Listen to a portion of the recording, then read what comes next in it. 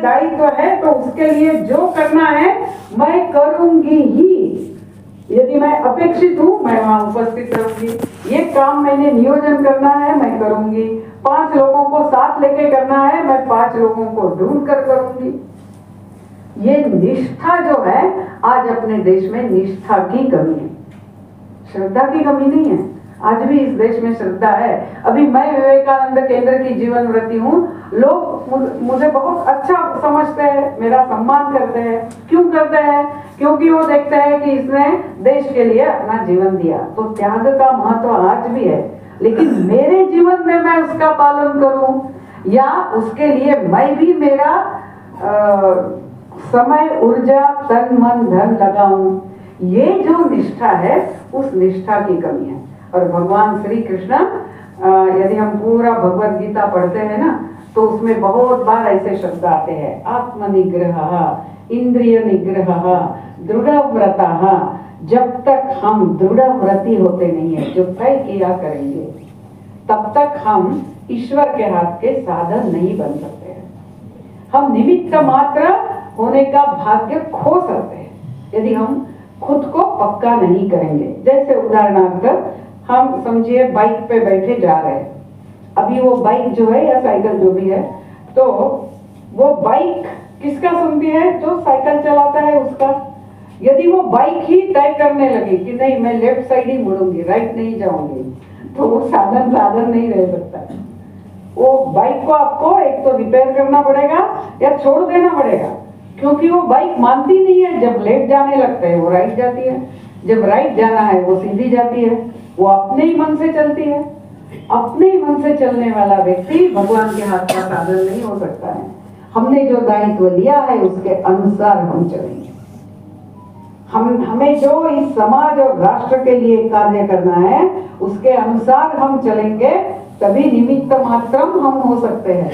यदि अर्जुन वो धनुष उठाता ही नहीं तो क्या होता? महाभारत का युद्ध नहीं होता? जरूर हो जाता। भगवान किसी दूसरे साधन को खड़ा करते, वो भगवान थे, लेकिन वो साधनों के माध्यम से ही काम करेंगे। और ये हमारा भाग्य है कि हम उनके हाथ के साधन सोचते हैं तो हो सकते हैं। सिर्फ इसके लिए हमारे जीवन में वो इंद्रिय निग्रह आना है। हमारे जीवन में षड विकारों को कंटेन करने का अपना पुरुषार्थ रहना है, और ये प्रयास हमने करने। हाँ, जैसा होगा वैसा करेंगे, ऐसा होने से कभी हम कार्य नहीं कर सकते। और एक जो महत्व की बात भगवत गीता की जो श्री रामकृष्ण ने बताई थी, बोले गीता गीता गीता बोली है तो क्या आएगा? त्यागी त्यागी आएगा, त्याग आएगा। पूरा परिवार जो है ना, कोई भी समष्टि, संगठन हो, परिवार हो, समाज हो, वो त्याग के ऊपर ही आधारित है, यदि वो सुचारू रूप से चलना है तो। आज परिवार में माँ पूरे परिवार के लिए त्याग करती है, पिता करते हैं, बच्चे करते हैं, सब एक दूसरों के लिए खुद के हित को दूर रखते हैं, तो वो परिवार रहता है। यदि परिवार में हर कोई अपना ही सोचेगा तो वो परिवार एक साथ नहीं रह सकता, टूट जाता है। आज हम देखते हैं इस देश में, हमने कभी ऐसा सुना नहीं था, आज परिवार टूट रहे हैं। कभी वृद्धाश्रम ये कल्पना ही नहीं थी, आज अच्छे अच्छे घरों के माता पिता वृद्धाश्रम में पहुंच रहे हैं। क्या दुर्दैव है। जिस देश में हम माता पिता को शिव पार्वती से कम नहीं समझते थे, आज उनको हम वृद्धाश्रम में भेज रहे हैं। क्यों? क्योंकि हम गिनती में आ गए, कैलकुलेशन में आ गए, हम कैलकुलेटिव हो गए। आज हमारे जीवन से त्याग कम होता जा रहा, तो हम क्या भगवत गीता की बात करेंगे? भगवत गीता ये जीने का ग्रंथ है, ये चैंटिंग का ग्रंथ नहीं है, ये पूजा करने का ग्रंथ नहीं है। भगवत गीता जीना है। तो हम एक दूसरों के लिए परिवार में, संगठन में, समाज में त्याग करने के लिए कितना तैयार है? समाज में अच्छे कार्य चल रहे हैं, मैं उसके लिए त्याग करूंगी, मैं मेरा तन मन धन उसके लिए थोड़ा क्यों ना हो निश्चित दूंगी। ऐसा जब होने लगेगा तब हम देखेंगे कि यह संस्कृति का पुनरुत्थान होगा, यह राष्ट्र पूरे विश्व को मार्गदर्शन कर सकता है। तो ये त्याग हमारे जीवन में आना है। और एक बहुत महत्व का जो महाभारत के कॉन्टेक्स्ट में आया, वह है कि धर्म का मार्ग बड़ा सूक्ष्म है। धर्म का मार्ग ऐसे जमीन पे रास्ता होता है ऐसा नहीं है, वो पंछी का मार्ग है, वो बनाना पड़ता है। हर काल परिस्थिति में मेरा धर्म क्या है ये तय करना पड़ता है, और परिस्थिति अनुसार कभी कभी अपने जीवन का सपना या जीवन का कोई ध्येय उसका भी त्याग करना पड़ता है, जैसे पांडवों ने किया। युधिष्ठिर ने बता दिया अश्वत्थामा हता, अर्जुन ने उसका जो सपना था सर्वश्रेष्ठ धनुर्धर उसको बाजू में रखते हुए कर्ण को मार दिया। ऐसा जहां होता है वही विजय प्राप्त होती है। हम यदि हमारे समाज को, हमारे राष्ट्र को विजय प्राप्त करना चाहते हैं तो राष्ट्र सर्वोपरि, समष्टि सर्वोपरि, इसके ऐसा जाना होगा। छोटे छोटे मैं, मेरा कम्युनिटी, मेरा प्रदेश, रीजनलिज्म, कम्युनलिज्म, इसमें जाएंगे तो हम राष्ट्र का हित नहीं साध सकते हैं। और कौरव देखिए, कौरव तो पांडवों से ज्यादा थे, 11 उक्षोहणी थे, पांडव 7 उक्षोहणी। और पांडवों के पास 3 इच्छामरणी लोग थे, भीष्म, द्रोणाचार्य, जब तक वो शस्त्र नीचे नहीं रखेंगे उनको कोई मार नहीं सकता है, और कर्ण जिसके पास कवच कुंडल है। और फिर भी कौरव हार गए। क्यों? वहां हर व्यक्ति व्यक्तिवादी है। आप देखिए भीष्म ने बता दिया मैं युद्ध करूंगा लेकिन मेरे 5 पांडवों को मैं नहीं मारूंगा। यदि वो शुरू में युधिष्ठिर को मार देते युद्ध समाप्त हो जाता, और वो मार सकते थे, 5 पांडवों को मार सकते थे, नहीं। द्रोणाचार्य ने बताया मेरा बेटा जब तक है मुझे जीवन में रस है, बेटा चला गया मुझे फिर कौरवों का जो भी होना है होने दो। वो सेनापति थे, सरसेनापति थे, लेकिन कौरवों के इसका उनको कोई चिंता नहीं है। कर्ण वो कहता है कि नहीं मेरा दानवीर नाम महत्व का है और इसलिए इंद्र आ गया मैं कवच कुंडल दे दूंगा। वही कहता है जब उसको अर्धरथी बोला भीष्म ने, वो बोला जब तक भीष्म युद्ध कर रहे हैं मैं युद्ध नहीं करूंगा, जब भीष्म गिर जाएंगे या मर जाएंगे तब मैं युद्ध करूंगा। यानी अपनी ही सेना का सरसेनापति गिर जाना चाहिए, ऐसी इच्छा रखने वाले कर्ण। तो पहले 10 दिन कर्ण युद्ध नहीं करता है। फिर दुर्योधन को युधिष्ठिर जाके बुलाता है बाहर आओ और हमसे युद्ध करो। दुर्योधन कहता है मैं अकेला हूँ, आप 5 है। तो युधिष्ठिर कहता है चिंता मत करो, हम 5 में से किसी एक को चुनो, शस्त्र चुनो और तुम जिसको भी हरा, यदि वो एक को हरा दोगे तो तुम जीत गए, हम मान जाएंगे। कितना बड़ा खतरा है।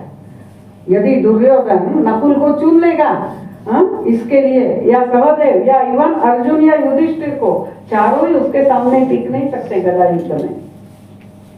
तो भगवान श्री कृष्ण ने बोल दिया अरे ये दुर्योधन भीम को तो चुनेगा नहीं गदा युद्ध के लिए, वो तो डरता है भीम से। आ गया अहंकार बीच में। उसने अपने वृद्ध माता पिता का विचार नहीं किया, 99 भाई मर गए उसका विचार नहीं किया। उसने बोला आपको क्या लगता है मैं भीम से डरता हूँ? मैं बिल्कुल नहीं डरता हूँ, मैं भीम से युद्ध करूंगा। है ना, अहंकार महत्व का हो गया। जहां मैं महत्व का हो जाता है वहां विजय नहीं है। चाहे परिवार हो, समाज हो, राष्ट्र हो, कुछ भी हो, सृष्टि हो। और भगवत गीता का यही संदेश है, परस्परम भावयन्तः श्रेयः परमवाप्स्यथ। हम हर एक दूसरे का सम्मान करते हुए, उनकी विशेषता समझते हुए, उनका स्थान समझते हुए, हम एक दूसरों को मानते हुए हम सारे ही श्रेय की तरफ जाए। तो एक पारस्परिकता का भगवत गीता संदेश देता है, लेकिन हम वो भूल गए। और जो धर्म का पालन नहीं करता है उसके साथ धर्म के नियमों से व्यवहार करना अधर्म है। भगवान श्री कृष्ण अर्जुन को बताते हैं ये कर्ण, इसने 6 लोगों के साथ मिलकर, यानी 7 लोगों ने मिलकर अभिमन्यु को मारा, और अभी ये बोल रहा है कि तुम रथ में हो, मैं नीचे हूं, और युद्ध कैसे करोगे क्योंकि रथ रथी से ही करेगा। अभी इसको नियम याद आ रहा है, अभी इसका नियम, इसको नियम बताने का अधिकार उसने गवा दिया। तो अधर्मी के साथ धर्म से युद्ध नहीं किया जा सकता। आने वाले दिनों के लिए हमने क्या चिंतन से व्यवहार करना चाहिए, ये भगवान श्री कृष्ण ने हमें महाभारत और भगवत गीता में एक बहुत सुंदर रीति से हमें बताया है। तो अपने जीवन में हम भगवत गीता लाना है, जीना है, चाहे स्थितप्रज्ञ लक्षण हो, चाहे भक्त योग के लक्षण हो, चाहे कर्म योगी के लक्षण हो, ज्ञान योगी के लक्षण हो। भगवत गीता में ऐसे अनेक है, गुणातीत के लक्षण हो। कुछ श्लोक लेने हैं, उसके ऊपर चिंतन करना है और अपना जीवन उदात्त करने का प्रयास करना है। कैसे? अपना जीवन जो है वो परिवार, समाज, राष्ट्र के हित में रहेगा और स्वयं इन षड विकारों से मुक्त होते हुए जीवन को उन्नत करना है। ऐसा भगवत गीता का संदेश। भगवत गीता में बहुत सारी बातें हैं। ज्ञान प्राप्ति के साधन क्या है, अवनति की सीढ़ियां क्या है, खुद को कैसे बचाना, ऐसी बहुत अलग अलग बातें आती हैं। हमारे घर में क्या हम ऐसा कर सकते हैं कि हफ्ते में एक दिन, कम से कम हफ्ते में एक दिन, हम पूरा परिवार बैठेगा, भगवत गीता के 5 श्लोक लेकर वो पढ़कर, उसका अर्थ पढ़कर हम थोड़ी देर चर्चा करें। अच्छा उसका अर्थ बताने वाले अनेक ग्रंथ उपलब्ध है। स्वामी रंगनाथानंद जी का है, अनेक आचार्यों के ग्रंथ है, जो भी आपको सहज लगेगा। ऐसा क्या नहीं तो ये हमारी स्थिति, वो गधे की कहानी आपको पता है ना, उसके पीठ पे सब अच्छी बातें हैं और वो गधा जा रहा है, उसको उसका मूल्य पता नहीं। हमें ऐसे भारवाही गधे नहीं होना है। कितना भाग्य से हम इस भूमि में जन्म लिए हैं। तो भगवत गीता जयंती ये सिर्फ वर्ष में एक बार 1 घंटे के लिए आके करने का उत्सव नहीं है, भगवत गीता जीने का है। तो हमारे परिवारों में क्या हम ऐसा शुरू कर सकते हैं? हो सकता है आपके परिवार के बाकी सदस्य तुरंत तैयार नहीं होंगे, जो भी तैयार होते हैं उनको लेकर आप हफ्ते में 1 घंटा बैठना शुरू कीजिए। धीरे धीरे बाकी भी आने लगेंगे। एक निष्ठा से, जब तक जीवन में निष्ठा नहीं है, उससे ही अनुष्ठान शब्द आया है। जब तक जीवन में नहीं है तब तक हम जीवन में कुछ प्राप्त नहीं कर सकेंगे। हम बोलते रहेंगे ये भी अच्छा है, ये अच्छा है, अच्छा है, लेकिन उससे हमारा जीवन उदात्त नहीं होगा। तो ये भगवत गीता हम हमारे जीवन में जिए और त्याग पर आधारित, आत्मीयता पर आधारित, कर्म पर आधारित निष्ठा से अपने पूरे परिवार को अच्छा बनाते हुए समाज और राष्ट्र को अच्छा बनाएं और पूरे मानव समाज का ही कल्याण करें। इस प्रार्थना के साथ मैं समाप्त करती हूँ। नमस्कार।